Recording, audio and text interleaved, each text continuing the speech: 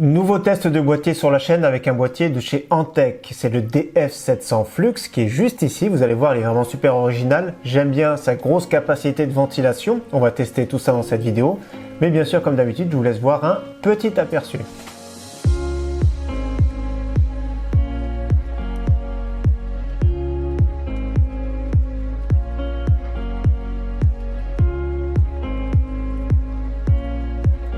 Salut tout le monde, c'est Flo, j'espère que vous avez la forme. Donc oui, nouveau boîtier ici en test sur la chaîne, donc on en teste pas mal. Donc ici boîtier de chez Antec qui fait partie de la Flux Platform, donc grosse ventilation. 3 ventilateurs adressables RGB ici en façade, vous allez voir il y a le contrôleur. 4e ventilateur ici en extraction et 5e ventilateur sur le bas qui est inversé, super original, qui permet de mettre de l'air frais ici depuis ici l'extérieur. Donc ici on a plutôt à faire un boîtier moyenne tour. Compatibilité water cooling sans souci, 360, 240 sur le top. Compatible bien sûr carte mère micro ATX, mini ITX et ce qui nous intéresse ici c'est une configuration ATX. Donc boîtier moyenne tour relativement compact, un poids de 7,5 kg. Mensuration dans la moyenne, on va tout de suite vérifier. Donc on est sur du 49 cm de hauteur, 47 cm de profondeur et un 22 cm de largeur, ce qui est vraiment très bien. Au niveau capacité d'intégration, ventirad jusqu'à 17,5 cm, donc tous les ventirad, voire la majorité des ventirad du marché. Carte graphique jusqu'à 40,5 cm. La vitre en verre trempé, on va la découvrir bien sûr. Donc il faut faire attention, c'est bien précisé ici, hein, le verre trempé. C'est fragile. Donc on va vérifier tout de suite l'épaisseur du verre. Donc on est sur du 4 mm d'épaisseur. Le petit contour, moi j'aime bien ici quand c'est protégé en noir, ça cache le châssis, c'est quand même beaucoup plus joli. Donc c'est renforcé avec du métal sur le côté, c'est vraiment très rigide, c'est vraiment super intéressant. Donc je vous montre ici l'intérieur, comme je vous en ai parlé, le 5e ventilateur est ici, je vais juste le déballer pour vous le montrer de plus près.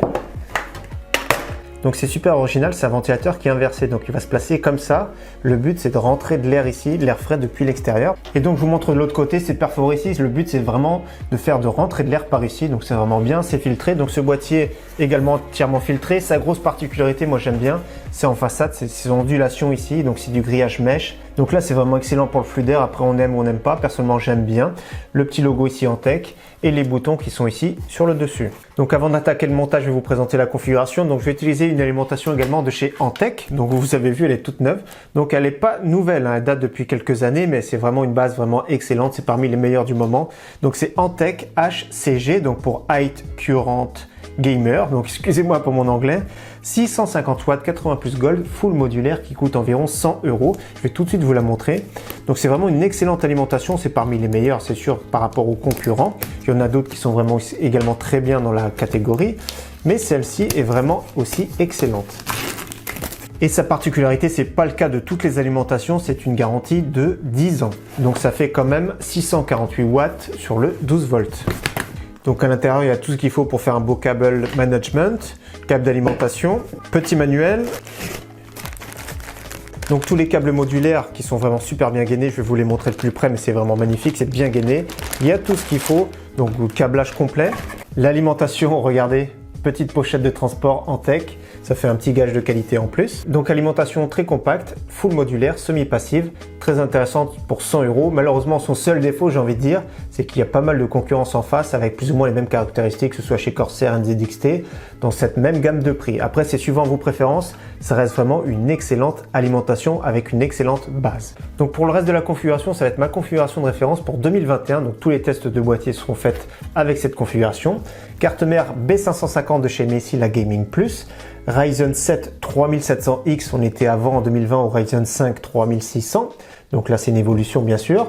Donc 8 cœurs 16 threads. Le SSD qui est juste ici, c'est un SSD de chez Sabrent Rocket Q. Nous avons 16 Go ici, super sobre, en DDR4 3200, les Cleve Bolt X, qui sont vraiment très jolis, très sobres. Donc configuration super sobre, j'aime bien noir, c'est vraiment du grand classique. Également pour la carte graphique, c'est toujours de chez MSI, la Ventux 2X RTX 3060 Ti, donc très compact. Et en water cooling, je garde du super sobre ici, avec l'Arctic Freezer 2 240 mm, qui est vraiment extra. Comme vous avez vu, c'est également super sobre. Donc tout est sobre. Le but, c'est d'avoir une plateforme silencieuse pour pouvoir tester plus le bruit des boîtiers. Ce que je vous propose maintenant, c'est que je fasse le montage du PC et on va se retrouver après pour parler des performances. Allez, on se retrouve après ça.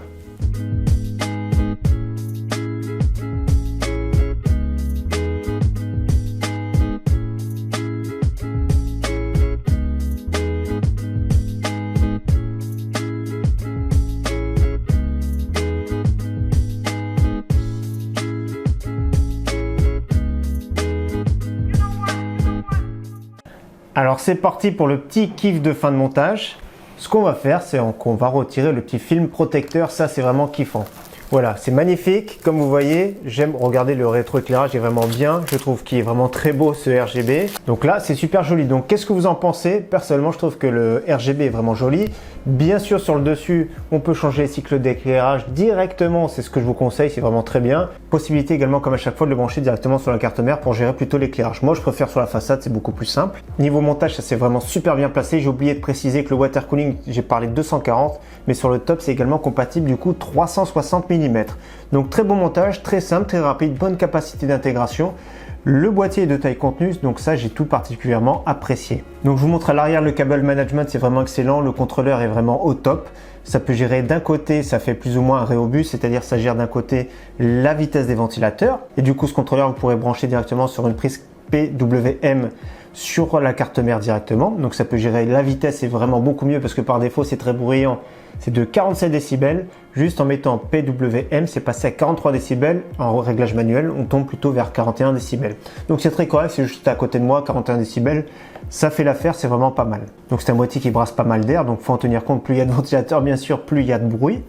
Le 240 mm qui prend place, donc c'est vraiment une bonne configuration, personnellement que j'aime bien. Au niveau du cable management, je vous montre, c'est vraiment excellent. J'ai beaucoup apprécié le faire.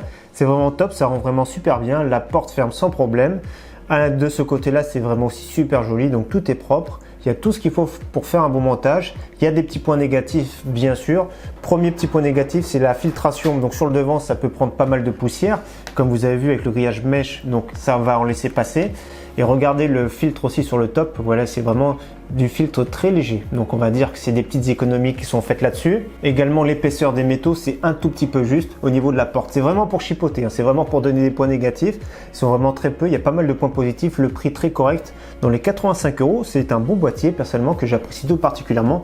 Après les lignes en façade, on aime ou on n'aime pas. Personnellement, moi j'aime. Petit point sur l'alimentation, donc c'est une très bonne alimentation comme je vous ai dit, full modulaire, le câblage est vraiment excellent. Le plus c'est qu'on peut soit mettre en passif l'alimentation, en semi-passif du moins, ou alors le mettre tout le temps en position on directement sur le bouton de l'arrière.